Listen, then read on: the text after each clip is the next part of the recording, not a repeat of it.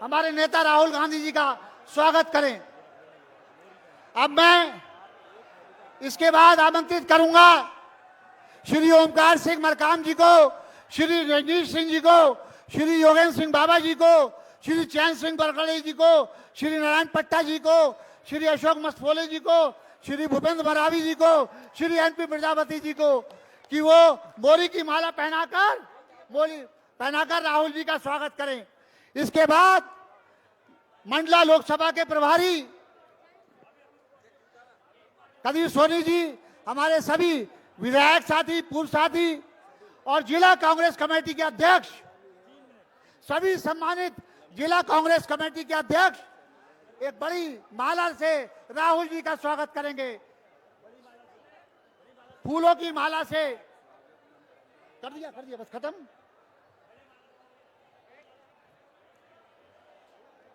बैठ जाएं। अब मैं आग्रह करूंगा जल्दी से फूलों की माला लाकर आप लोग कभी जाएं। जा रहे?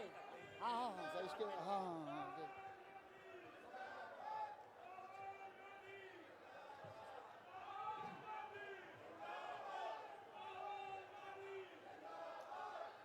अब मैं आमंत्रित करूंगा महुआ।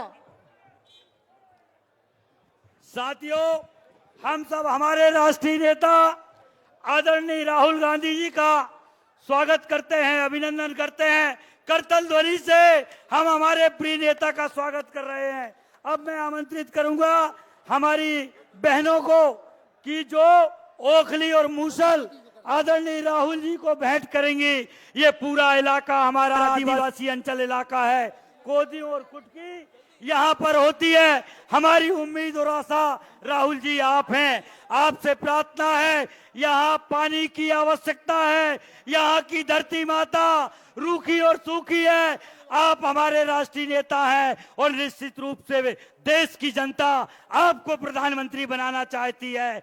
हम ये ओखली और मूसल हमारी बहनें, और इसमें से कुसुमबाई एक वो महिला है जिन्होंने आपकी माता श्रीमती सोनिया गांधी जी को हमारे ट्रेडिशनल चांदी के जेवर, जो यहाँ की हमारी संस्कृति है, करदोरा, पैजन, बाजूबंद, हंसली, हमेल, करण फूल, इससे आपकी माता जी का स्वागत जब वो तेंदुपत्ता बोनस बांटने के लिए लखनऊ आई थी तब दिया गया था। मैं आग्रह करूंगा रमेश उइके, गुलाब सिंह मरसकोले, धनीराम पंद्रे और मुकेश जैन जी को कि आप किसानों का प्रतीक हल, जिससे अन्नदाता किसानों की, मेरे साथियों, खेती होती है, हल हमारे पास में है, जमीन इस इलाके अंचल में है, पर सिंचाई के साधन नहीं है, पानी नहीं है। मैं हमारे आदिवासी भाइयों से आग्रह करूंगा, मुकेश जैन जी आप साथ में आए और ये हल आप हमारे नेता राहुल गांधी जी को भेंट करें। ये मेरा आपसे प्रार्थना और निवेदन है। अब मैं आमंत्रित करूंगा ओमकार सिंह मरकाम जी को। ओमकार सिंह मरकाम जी आए और स्वागत भाषण दें। भाई ओमकार सिंह मरकाम जी, उनसे मेरा अनुरोध है कि आए और स्वागत भाषण दें।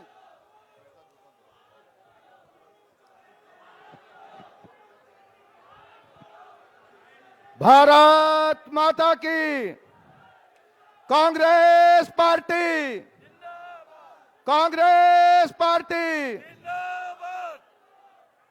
मंडला संसदीय क्षेत्र के पवित्र माटी धनौरा पे हमारे देश के नेता, देश की आजादी के लिए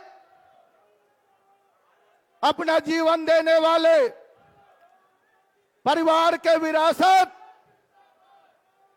हमारे आदिवासियों के प्रिय नेता, हमारे आदिवासियों के परिवार के मुखिया आदरणीय राहुल गांधी जी, जोरदार तालियों के साथ हमारे राहुल जी का स्वागत करने का कष्ट करें।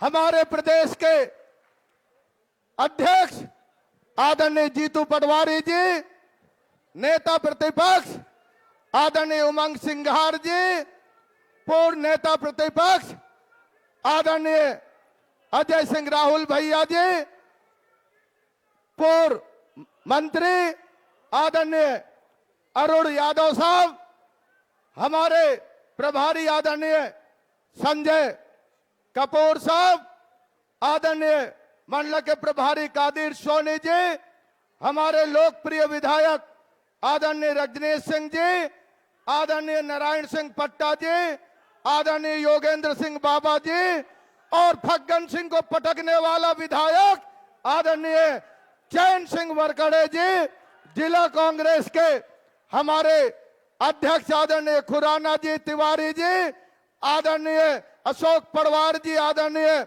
नरेंद्र जी, पूर्व विधायक और विधानसभा के अध्यक्ष आदरणीय प्रजापति जी, आदरणीय डॉक्टर साहब, आदरणीय मरावी जी, संजय उइके साहब, आदरणीय राजकुमार जी उपस्थित, हमारे कांग्रेस के वरिष्ठ नेतागण और गांव-गांव से आए हुए हमारे सम्मानीय कांग्रेस के जाबाज सिपाहियों और कांग्रेस के हमारे नेतागण, साथियों, आज हमारे बीच में हमारे भविष्य के नेता और हमारे मां भारत के अखंडता संप्रभुता, हमारे मां भारत के मान सम्मान के लिए अपना जीवन समर्पित करने वाले नेता, जो आज श्रीमती स्वर्गीय इंदिरा जी के पद चिन्हों में चल रहे हैं, स्वर्गीय राजीव जी के पद चिन्हों में चल रहे हैं, ऐसे महान नेता हमारे बीच में उपस्थित है।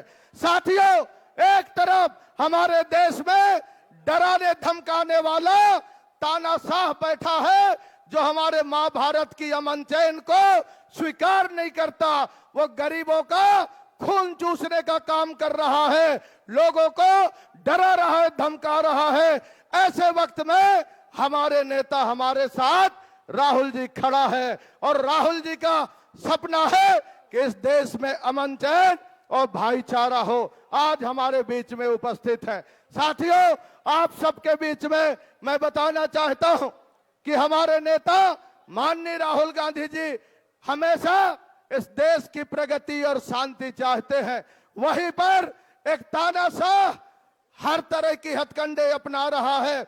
मैं पूछना चाहता हूं कि इस तानाशाह जो वर्तमान में डरा रहा है, धमका रहा है, उसको हराने के लिए तैयार हो?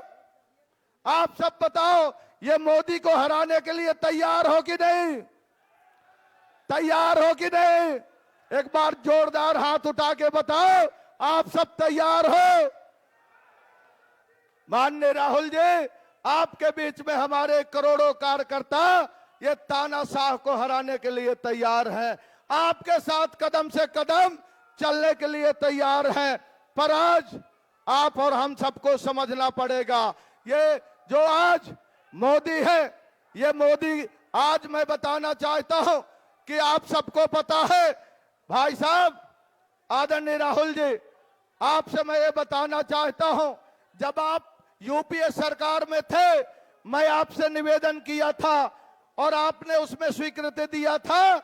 मैं आपको बताना चाहता हूं, इंदिरा आवास की राशि 25,000 था, आपने उसको 35 कराया, फिर आपने उसको 48 कराया और आपने उसको 75,000 कराया था, और 2014 में वो 90,000 हुआ था। और ये तानाशाह आया है और तानाशाह ने उसका नाम बदल दिया है, और 2016 में भाई साहब वही आवास की नाम बदल करके उन्होंने पीएम आवास किया। 2016 में 1,50,000 था, 17 में वही है, 18, 19, 20, 21, 22, 23, 24, आज भी भाई साहब वही है। 1 रुपए उसने नहीं बढ़ाया। हमारा लोहा का कीमत चांदी से दुगना हो गया, सीमेंट का कीमत चना बेसन से दुगना हो गया, और रेता तो चावल से महंगा हो गया, पर 1 रुपया मोदी ने नहीं बढ़ाया है। और कहता है कि ये कहता है कि मैं तो प्रगति किया हूं। अरे मोदी जी सुन लो। अच्छा, गांव के आदमी बताओ भाई, एक आम का पौधा लगाओगे तो तुरंत फलेगा? नहीं फलेगा। वो दूसरे दिन, तीसरे दिन, चौथे दिन और जब आम लदलदा के फल गए तो लगाने वाले की जगह ये ठलुआ भाई जो कोई काम नहीं किए वो मालिक बन गए और कहते हैं कि देखे उस समय आम फल नहीं रहा था।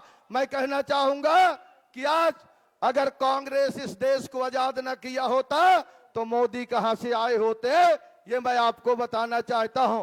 राहुल जी, आपकी कृपा से आपने मुझे मंत्री बनाया था और मैं बताना चाहता हूं आज जो भाजपा का सांसद है वो 35 साल से है, 15 साल से मंत्री है और आपका ओंकार मरकाम 15 महीने का मंत्री था। हर गांव में बर्तन पहुंचा है कि नहीं? हर गांव में मैंने बर्तन दिया। जन्म पे 50 किलो, 10 गात्र में 1 कुंटल चावल हमारे ठाकुर देव खेरो माई के लिए आस्थान योजना बनाया। आदिवासी दिवस में छुट्टी दिया, उसको भाजपा ने बंद कर दिया। ये राहुल जी की कृपा से मैंने किया था। और आज आप सबको मैं बताना चाहता हूं ये फग्गन सिंह कुलस्ते कोई काम का नहीं है। आज मैं आपको विश्वास दिलाता हूं माननीय राहुल जी, आदिवासी क्षेत्र में हम आपको हमारा नेता नहीं, और मैं कहना चाहता हूं राहुल गांधी हमारे देश का नेता नहीं है, हमारे देश का बेटा है और आदिवासी समाज का आप बेटा है। और जहां पर बेटा आगे बढ़ता है तो अपना मां की इज्जत बचाने के लिए कश्मीर से कन्याकुमारी से कश्मीर तक चलता है और मणिपुर से बंबई तक चलता है। और आपको मैं बताना चाहता हूं कि आज हमारे नेता को आज हम विश्वास दिलाए। आप सब दोनों हाथ उठा के विश्वास दिलाओ कि मंडला संसदीय क्षेत्र राहुल जी आपके आने से आपको हम समर्पित कर रहे हैं और संसद में आप प्रधानमंत्री बन रहे हैं, हमें पूरा विश्वास है।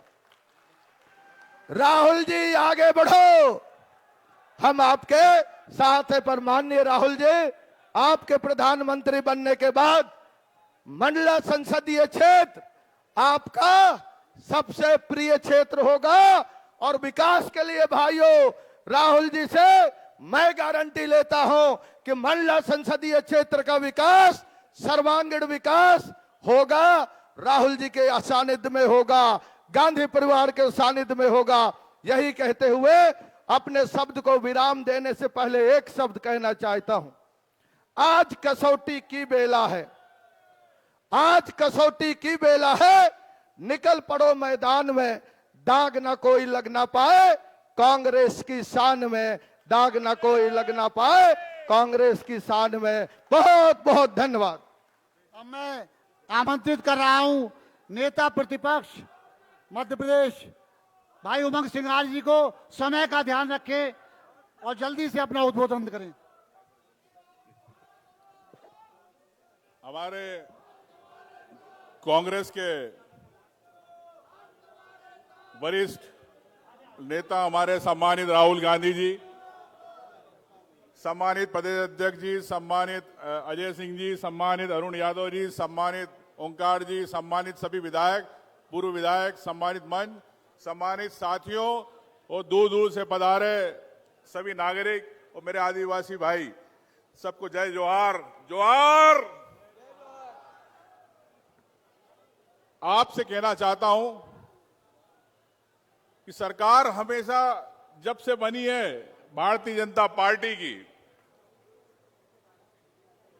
प्रदेश पे सिर्फ कर्जे ले रही है।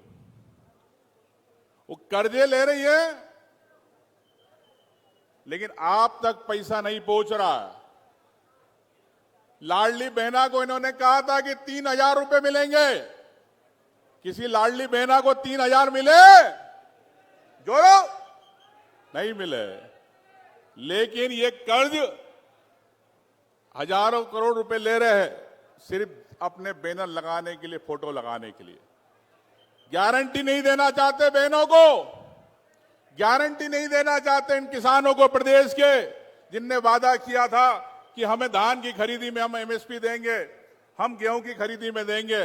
लेकिन भारतीय जनता पार्टी, चुनाव आ गए लोकसभा, मोदी जी आके चले गए जबलपुर, लेकिन उनकी तरफ से भी कोई बात नहीं आई। तो ये कैसी भारतीय जनता पार्टी सरकार है जो आपके वोट तो चाहती है लेकिन आपको गारंटी नहीं देना चाहती। आप किसान को बिल्कुल एक छोटा गरीब सम्मान राशि दे रही है, 5,000 रुपए केंद्र सरकार। 5,000 में किसी किसान का कैसे घर चलेगा? 12 महीने किसी किसान का घर चलेगा 5,000 में? नहीं चलेगा। तो साथियों, तो ये सिर्फ जुमले की सरकार है। मोहन यादव की सरकार अभी 7,500 अतिथि शिक्षकों को तनख्वाहें नहीं दी। 7,500 अतिथि शिक्षक पूरे प्रदेश के बेरोजगार होने वाले, उनको निकालने की तैयारी की जा रही है। तो मैं आपसे कहना चाहता हूं कि ये मंडला सेठ जो फग्गन सिंह कुलस्ते इतने समय से लोकसभा के यहां पर सांसद रहे, केंद्रीय मंत्री रहे, स्वास्थ्य मंत्री रहे, लेकिन आज भी मैं गारंटी से कह सकता हूं कि आज भी आपके डॉक्टर आपके गांव के अंदर नहीं है। ये फग्गन सिंह कुलस्ते जी है डॉक्टर नहीं है। तो मैं आपसे कहना चाहता हूं साथियों कि कुलस्ते जी, फग्गन सिंह कुलस्ते, मतलब फुग्गा अब इनका तो आपको फोड़ना है, जनता को तोड़ना है, अपने ओंकार भाई को जिताना है। यही मैं आपसे कहना चाहता हूं कि आप सब कांग्रेस को मजबूत करें, राहुल गांधी की हाथ मजबूत करें, और जो गारंटी आपको राहुल गांधी जी अभी मंच से देंगे वो कांग्रेस केंद्र सरकार जब बनेगी तो आपको पूरी गारंटी फुलफिल होगी। ये मैं आपको जवाबदारी से कहता हूं। जय हिंद, जय भारत। अब मैं आमंत्रित कर रहा हूं मध्य प्रदेश कांग्रेस कमेटी के सम्मानित अध्यक्ष भाई जीतू पटवारी जी को कि वो आए और अपना उद्बोधन दें। भाई जीतू पटवारी जी। कांग्रेस पार्टी, राहुल गांधी। भारत माता की, एक साथ एकजुट होकर भारत माता की। मंच पर हमारे बीच में एक ऐसा नेता जिन्होंने देश की एकता, अखंडता, प्यार, मोहब्बत, भाईचारे और इंसानियत की रक्षा के लिए कश्मीर से कन्याकुमारी से कश्मीर तक 4,000 किलोमीटर पैदल चले हैं। जरा जोरदार तालियों से उनका स्वागत करो सब मिलके। राहुल जी, ये एक ऐसी धरती है जिसमें एक आदिवासी भावना के साथ देशभक्ति भरीपूर्ण है। मैं आपको यहाँ स्वागत के साथ आश्वस्त करता हूं कि इस बार ये सीट जो पिछली 2 बार से 3 बार से चूक हुई, कांग्रेस पार्टी की झोली में आएगी। आएगी कि नहीं आएगी? जोर से बताओ। मैं इतना ही कह के अपना स्थान ग्रहण करता हूं। आदरणीय, अब मैं रंजीत जी से कहूंगा जो कोलारी के विधायक हैं वो राहुल जी को आमंत्रित करें। राहुल गांधी, कांग्रेस पार्टी। हम सबके बीच में एक ऐसे नेता जिनका एक रिश्ता और नाता परिवार के रूप में हमारे इस जिले से रहा है, चाहे आदरणीय इनकी दादी श्रीमती इंदिरा गांधी रही हो, चाहे श्रीमती सोनिया गांधी जी रही हो, और चाहे स्वयं राहुल गांधी जी रहे हो। हमेशा अपने सिवनी जिले में राहुल गांधी जी का आगमन हुआ है। त्याग, तपस्या, शहादत और बलिदान का ये प्रतिबिंब राहुल गांधी जी के रूप में यहाँ पर खड़ा हुआ है। मेरी राहुल जी आपसे प्रार्थना है, आपका पूरा गांधी परिवार सिवनी जिले आते जाते रहा है, आप भी आए हैं। यहाँ पर समुचित पानी के खेतों में पानी की व्यवस्था चाहिए। आप निश्चित रूप से आने वाले समय में इस भारत के प्रधानमंत्री के रूप में आप सत्तासीन होंगे। मैं सबकी ओर से राहुल जी का स्वागत करता हूं और उनसे प्रार्थना करता हूं कि अपना उद्बोधन जनमानस को प्रदान कर रहे हैं। आदरणीय राहुल जी। जीतू पटवारी जी, उमंग सिंघार जी, अरुण यादव जी, राकेश तिवारी जी, अजय सिंह जी, हमारे कैंडिडेट मरकाम जी, कांग्रेस पार्टी के एमएलएज, सीनियर नेता, पार्टी के प्यारे कार्यकर्ता, भाइयों और बहनों, प्रेस के हमारे मित्रों, आप सबका यहां बहुत बहुत स्वागत, नमस्कार। आप यहां दूर दूर से आए, मेरी बात सुनने आए, इसके लिए मैं आपको शुरुआत में ही धन्यवाद करता हूं।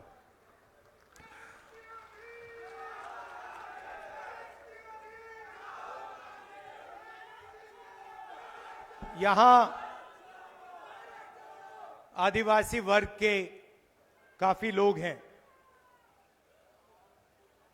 कांग्रेस पार्टी आपको आदिवासी कहती है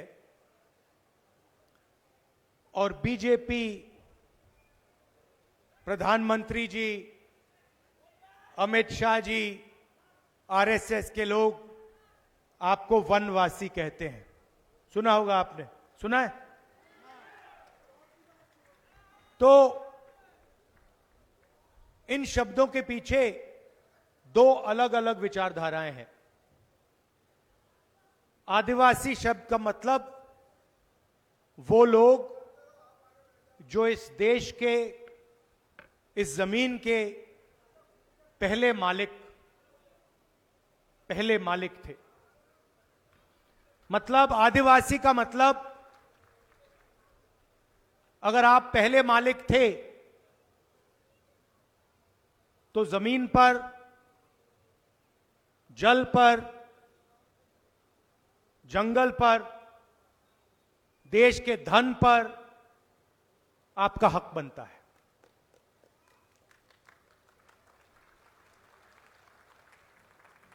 वनवासी का मतलब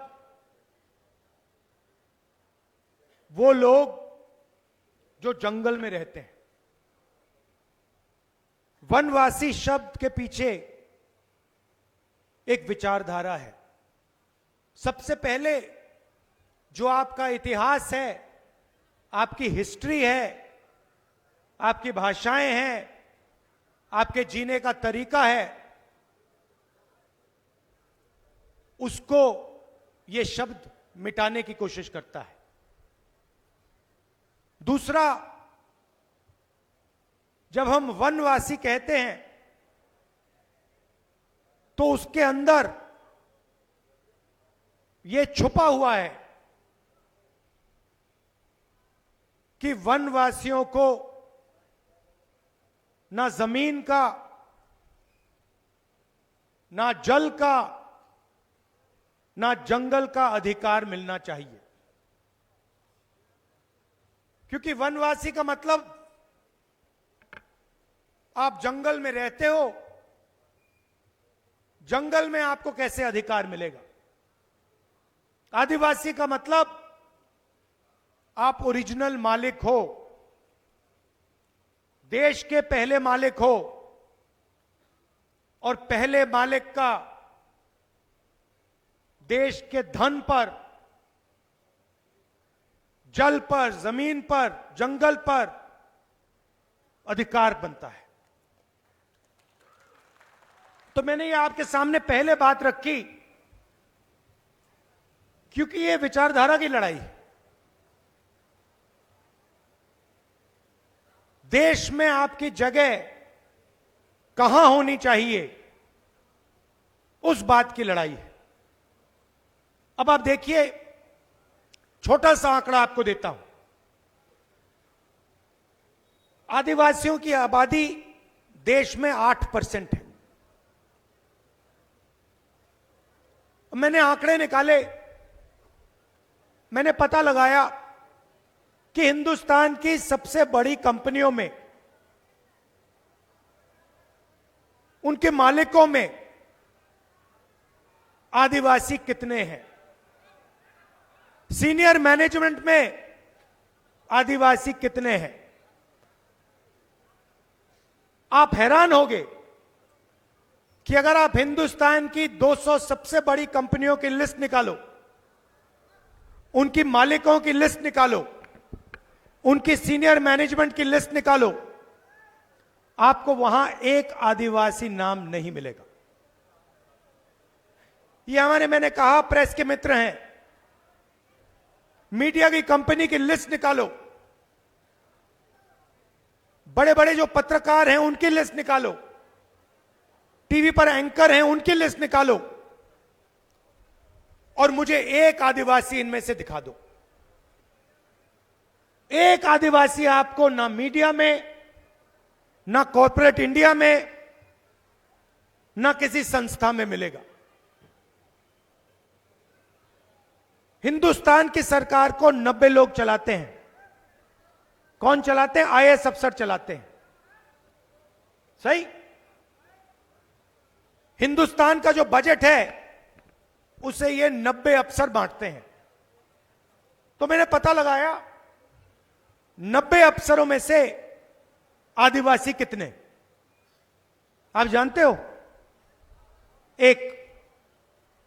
90 में से एक अफसर आदिवासी है। आपकी आबादी 8% है, मगर देश में भागीदारी आपकी नहीं है।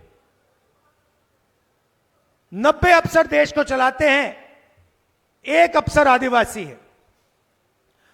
और भाइयों और बहनों, अगर बजट में 100 रुपया खर्च होता है तो आदिवासी अफसर 10 पैसे का निर्णय लेता है। 100 रुपए में से 10 पैसे की आपकी भागीदारी है। आबादी 8%, पहले मालिक आदिवासी, और 100 रुपए में से 10 पैसे का निर्णय आप लोग लेते हो। यह लड़ाई है। यह फर्क है बीजेपी में और कांग्रेस में। हम कानून लाए, पैसा कानून लाए, जमीन अधिग्रहण बिल लाए,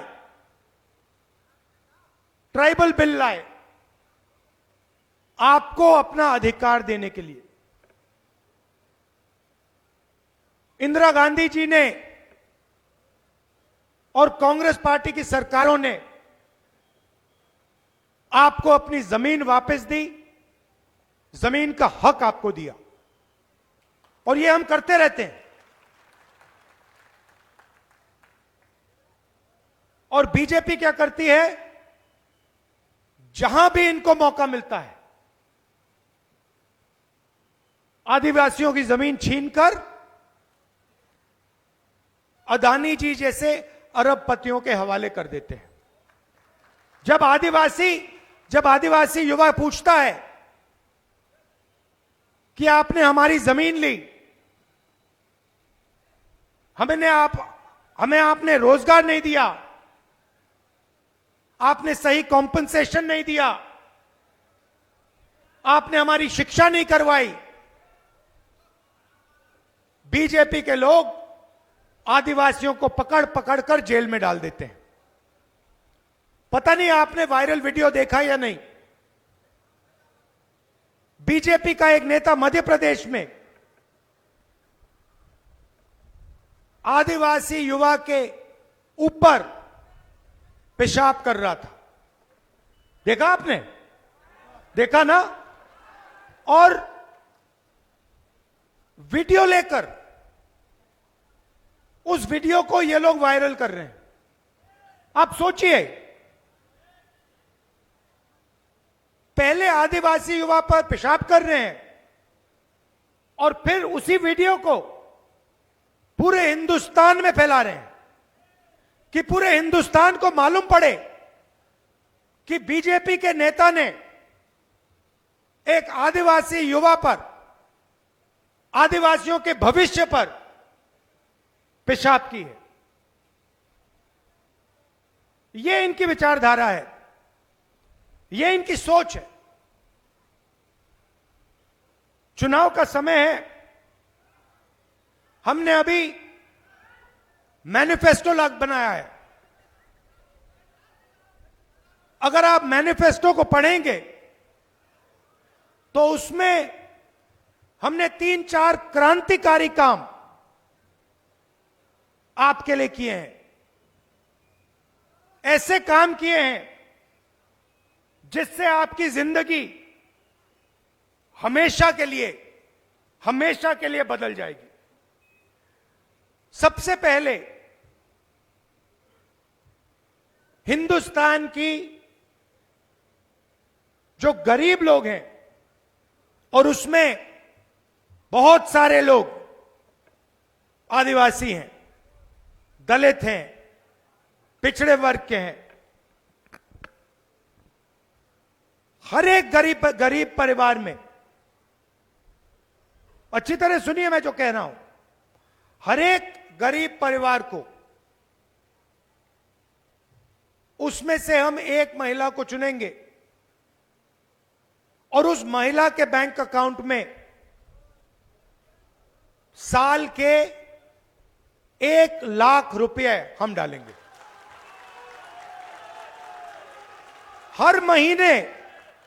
हर महीने सीधा उस महिला के बैंक अकाउंट में हजारों रुपए जाएंगे। साल में हिंदुस्तान की सरकार हर गरीब परिवार को 1 लाख रुपए बैंक अकाउंट में डायरेक्ट सीधा आपके बैंक अकाउंट में डालेगी। जो आशा और आंगनवाड़ी की महिलाएं हैं, उसमें भी आदिवासी हैं, पिछड़े वर्ग के लोग हैं, दलित हैं। उनको जो आज पैसा मिलता है, सरकार आने के एकदम बाद उस पैसे को हम दुगना कर देंगे, डबल कर देंगे। अब आदिवासी युवा, पिछड़े युवा, दलित, गरीब घर के युवा एक सवाल पूछते हैं।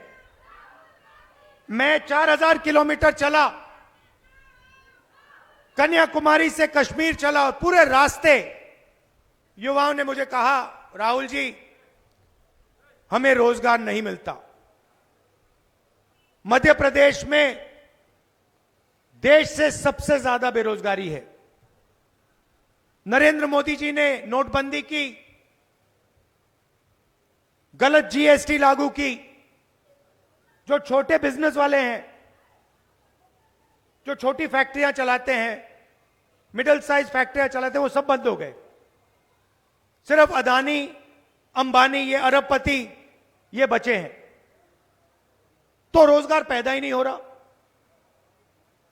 और पूरे देश में युवा एक ही सवाल पूछते हैं कि हमें रोजगार चाहिए।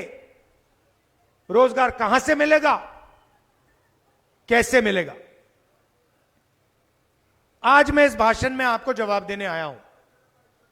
सबसे पहले हिंदुस्तान की सरकार में 30 लाख सरकारी वैकेंसीज हैं। 30 लाख सरकार के पास रोजगार है, जो बीजेपी के लोग आपको देते नहीं है। वो आपको कॉन्ट्रैक्ट पे काम देते हैं, आपसे मजदूरी करवाते हैं, मगर सरकारी नौकरी आपको नहीं देते। इसीलिए हमारा पहला कदम, जैसे ही हमारी सरकार बनेगी, ये जो 30 लाख सरकारी नौकरियां हैं, हम आपके हवाले कर देंगे।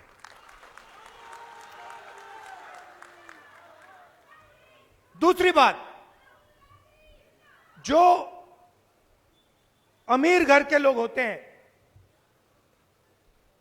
पता नहीं आपने अप्रेंटिसशिप शब्द सुना है या नहीं सुना है?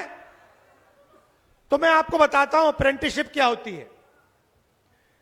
जो ये अमीर घर के बच्चे होते हैं, रोजगार पाने से पहले, काम करने से पहले, ये अलग अलग कंपनियों में जाके ट्रेनिंग लेते हैं। कोई 6 महीने की ट्रेनिंग लेता है, 1 साल की ट्रेनिंग लेता है, और ट्रेनिंग के लिए इनको पैसे मिलते हैं। तो हम एक नया कानून ला रहे हैं। जैसे हम मनरेगा लाए थे, जिसमें हमें कहा था कि जो भी गरीब है उसे 100 दिन का रोजगार गारंटी करके कांग्रेस पार्टी देगी। तो ये हमने सालों पहले ये योजना हम आपके लिए लाए थे और वो चलेगी।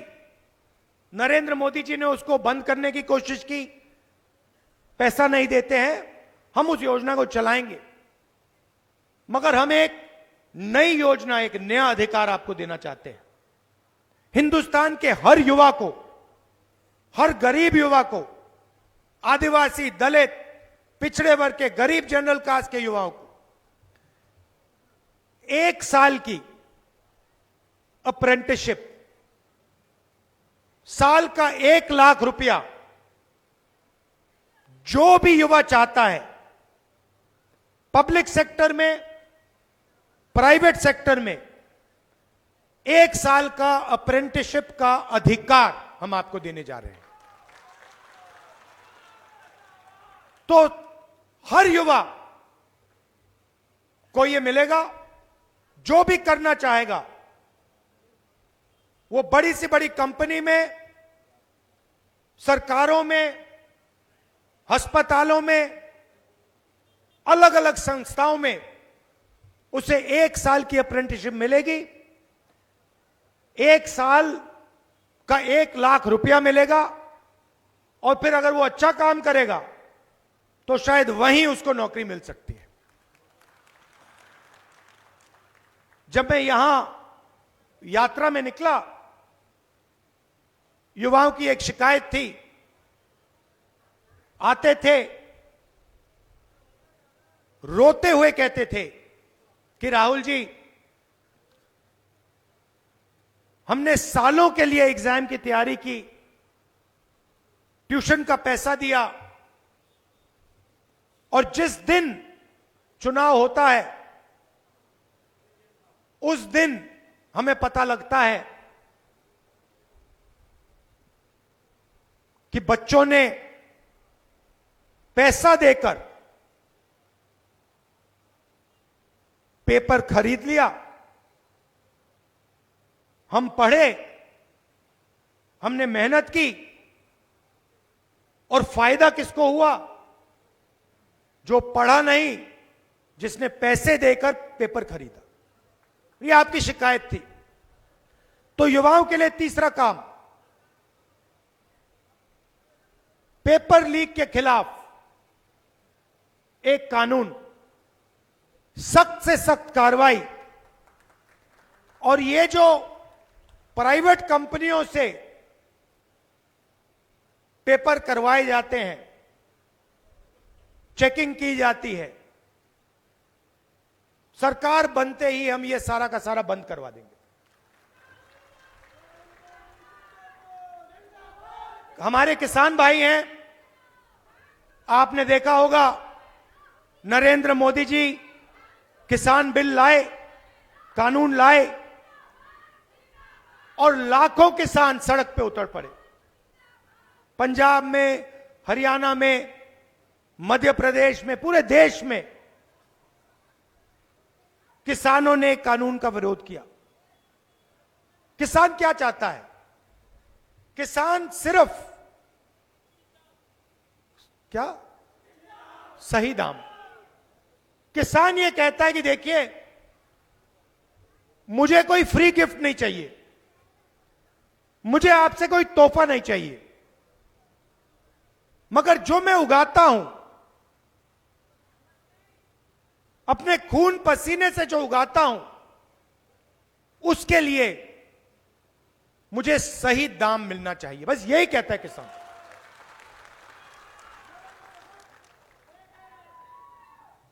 वो ही कहता, और कुछ नहीं कहता। और नरेंद्र मोदी की सरकार कहती है हम आपको सही दाम नहीं देंगे। अरबपतियों का 16 लाख करोड़ रुपया कर्जा माफ किया है, मगर किसानों का कर्जा माफ नहीं करते। और जब किसान एमएसपी मांगते हैं, मिनिमम सपोर्ट प्राइस मांगते हैं, तो पुलिस वाले उन पे गोली चलाते हैं।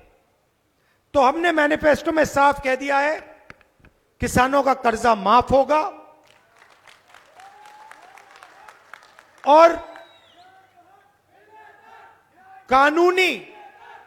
कानूनी मिनिमम सपोर्ट प्राइस हिंदुस्तान के किसानों को मिलेगी और कानून के मुताबिक उनको सही दाम अनाज के लिए, धान के लिए दिया जाएगा। और आखिरी बात किसानों के लिए, ये जो नरेंद्र मोदी जी फसल बीमा योजना लाए हैं, आप पैसा भरते हो, सरकार का पैसा जाता है, आंधी तूफान आता है, फिर आपको बताया जाता है कि भैया आपको कॉम्पेंसेशन नहीं मिलेगा, और पूरा का पूरा पैसा 16 कंपनियों को जाता है। तो हम नई योजना लाएंगे और जो आपकी इंश्योरेंस की क्लेम होगी उसका पैसा हम आपको 30 दिन के अंदर दिलवा देंगे। तो ये हमारे वायदे हैं, और भी वायदे हैं, मगर ये हमारे सबसे बड़े वायदे हैं। अब थोड़ा सा मैं आदिवासियों के बारे में बोलना चाहता हूं कि हम आपके लिए क्या करने जा रहे हैं। सबसे पहले आपने सिक्स शेड्यूल सुना है? आप जानते हैं सिक्स शेड्यूल क्या है? मैं आपको बताता हूं। हिंदुस्तान में ऐसी जगहें हैं जहां पर छठे शेड्यूल का कानून होता है। उस कानून के मुताबिक जो लोकल सरकार होती है वो ही सारे के सारे निर्णय, वहां के निर्णय लोकल सरकार लेती है। तो हमने निर्णय लिया है कि आदिवासियों को दिल्ली से नहीं चलाया जाएगा, भोपाल से नहीं चलाया जाएगा, लोकल एरिया से आदिवासी अपने एरिया में अपनी लोकल सरकार चलाएंगे और जो उनको निर्णय लेना है वो लेंगे। यह है सिक्स शेड्यूल। और हमने निर्णय लिया है जहां भी देश में आदिवासियों की 50% से ज्यादा आबादी है, वहां पर सिक्स शेड्यूल हिंदुस्तान की सरकार लागू कर देगी कि आप लोकल एरिया में सारे के सारे निर्णय आप ही लो और आपको दिल्ली से, भोपाल से ऑर्डर लेने की कोई जरूरत ना पड़े। तो यह सिक्स शेड्यूल का मतलब है। और पूरे देश में हम 50%, जहां भी आबादी आपकी ज्यादा है 50% से, वहां पे हम सिक्स शेड्यूल लागू कर रहे हैं। जो SC, ST, OBC की स्कॉलरशिप है उसको हम दुगना करने जा रहे हैं। तो जितनी आज आपको स्कॉलरशिप मिलती है उससे डबल आपको सरकार आने के बाद मिलेगी। और आखिरी बात, शायद सबसे जरूरी बात, आपने देखा होगा कि जहां भी सरकारी नौकरियां होती हैं वहां पे आपको कॉन्ट्रैक्ट पे लिया जाता है। सही बात? मतलब आपको परमानेंट नौकरी नहीं दी जाती, आपको कॉन्ट्रैक्ट पर लिया जाता है और जब भी वो चाहते हैं आपको वो बाहर कर देते हैं, नौकरी से निकाल देते हैं। तो हमने निर्णय लिया है कि ये जो कॉन्ट्रैक्टलाइजेशन है, कॉन्ट्रैक्ट की जो नौकरियां हैं सरकार में, हम इनको पूरी की पूरी को बंद कर देंगे और आपको PSUs में, सरकार में कॉन्ट्रैक्ट से नहीं लिया जाएगा, मगर आपको परमानेंट नौकरी सरकार में और पब्लिक सेक्टर यूनिट्स में दी जाएगी। और जो भी आपकी फॉरेस्ट राइट्स की जो क्लेम्स हैं वो सारी की सारी हम 1 साल के अंदर, जो आपकी जमीन के सवाल हैं, जो जमीन का हक है वो सारा का सारा आपको हम 1 साल में दिलवा देंगे। तो ये हम आपके लिए करने जा रहे हैं। देखिए, चुनाव 2 विचारधाराओं का है। एक तरफ नरेंद्र मोदी हिंदुस्तान के 2-3 अरबपतियों के लिए काम करते हैं, दूसरी तरफ कांग्रेस पार्टी गरीबों के लिए, किसानों के लिए, मजदूरों के लिए, पिछड़े वर्ग के लोगों के लिए, आदिवासियों के लिए, दलितों के लिए काम करती है। लड़ाई इन दोनों के बीच में है। आप हैरान हो जाओगे, नरेंद्र मोदी जी के राज में 22 लोग हैं, अरबपति हैं, जिनके पास उतना ही धन है जितना हिंदुस्तान के 70 करोड़ लोगों के पास है। 22 लोगों के पास नरेंद्र मोदी जी ने 22 लोगों को इतना अमीर बना दिया कि अगर आप उनके धन को देखें तो उनके पास 22 लोगों के पास इतना धन है जितना 70 करोड़ हिंदुस्तानियों के पास है। शर्म की बात है। और नरेंद्र मोदी जी ने आदिवासी युवाओं की शिक्षा के लिए कर्जा माफ नहीं किया, छोटे दुकानदारों का कर्जा माफ नहीं किया, किसानों का कर्जा माफ नहीं किया, मजदूरों का कर्जा माफ नहीं किया, मगर सबसे बड़े अरबपतियों का 16 लाख करोड़ रुपया कर्जा माफ किया है। अब आप कहोगे भाई 16 लाख करोड़ रुपए तो हमें समझ नहीं आ रहा, मुझे भी नहीं समझ आता कितना है, इतना बड़ा नंबर है। मैं आपको बताता हूं, मनरेगा को चलाने में 60,000 करोड़ रुपए लगते हैं। नरेंद्र मोदी जी ने 22 लोगों का इतना कर्जा माफ किया जितना मनरेगा को चलाने में 24 साल चलाने में लगता है। 24 साल का मनरेगा का पैसा इन्होंने 20-25 लोगों के लिए माफ कर दिया। आप बैंक में कर्जा लेने जाते हो, आपको बाहर कर देते, भगा देते हैं। और हिंदुस्तान के सबसे अमीर लोगों का 16 लाख करोड़ रुपया, मतलब 24 साल का मनरेगा का पैसा उन्होंने ऐसे ही माफ कर दिया। 2 हिंदुस्तान बन रहे हैं, एक अरबपतियों का, यहां पलायन होता है, यहां आपको रोजगार नहीं मिलता, आप जाते हो दिल्ली जाते हो, अमीर लोगों के घर में काम करते हो,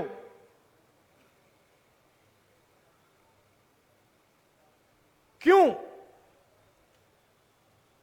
क्योंकि एक तरफ 1-2% लोग हैं, वो कोई भी सपना देख सकते हैं, कुछ भी कर सकते हैं, और दूसरी तरफ हिंदुस्तान के गरीब लोग, उनको ना रोजगार मिलता है, ना स्कूल कॉलेज में जा सकते हैं, और जाते हैं फिर प्राइवेट कॉलेज में जाओ, बैंक लोन लो, लाखों रुपए का बैंक लोन लो, और फिर बाद में पता लगता है भैया रोजगार ही नहीं मिला। तो आपके जेब में से पैसा निकलता है, जीएसटी आप देते हो, वो जो आपने कुर्ता पहना है, जितना जीएसटी आपने दिया उतनी ही जीएसटी अदानी देगा, बराबर। अगर आप कुछ खरीदते हो, जितनी आप देते हो उतनी अदानी देता है। पैसा आपका, कर्जा माफ उनका, पैसा आपका। आप जाते हो स्कूल कॉलेज में जाना चाहते हो, सारे के सारे प्राइवेटाइज कर दिए, पता लगता है भैया स्कूल में जाना है, कॉलेज में जाना है, लाखों रुपए देने, किसको देने? उन्हीं को देने। बीमार होते हो, प्राइवेट अस्पताल में जाते हो, पता लगता है भैया लाखों रुपए इलाज में लग गए, पैसा कहां गया? उन्हीं लोगों के हाथ गए। तो ये हम बदलना चाहते हैं। हम चाहते हैं कि अगर उनका कर्जा माफ हो, अरबपतियों का माफ हो, तो फिर हिंदुस्तान के किसान का भी हो, मजदूर का भी हो, आदिवासी का भी हो, और अगर इनका नहीं होता फिर उनका भी ना हो। इसमें कोई गलत बात तो नहीं है। तो यह मैं आपसे कहना चाहता था, आप वो सरकार चुनिए जो आपके साथ खड़ी है, जो आपके साथ मिलकर देश को बदलने का काम करती है, जिसने आपको मनरेगा दिया, जो आपको 1 लाख रुपए हर गरीब परिवार को देने जा रही है, जो एक नया अप्रेंटिसशिप का कानून ला रही है, करोड़ों युवाओं को 1 साल की अप्रेंटिसशिप देने जा रही है, उनका आप समर्थन कीजिए, कांग्रेस पार्टी का समर्थन कीजिए। और याद रखिए कि दिल्ली में मैं आपका सिपाही हूं, जो भी आप करवाना चाहो, जो भी आप मुझसे चाहो, आपको सिर्फ ऑर्डर देना है, मैं हाजिर हो जाऊंगा। धन्यवाद, नमस्कार, जय हिंद।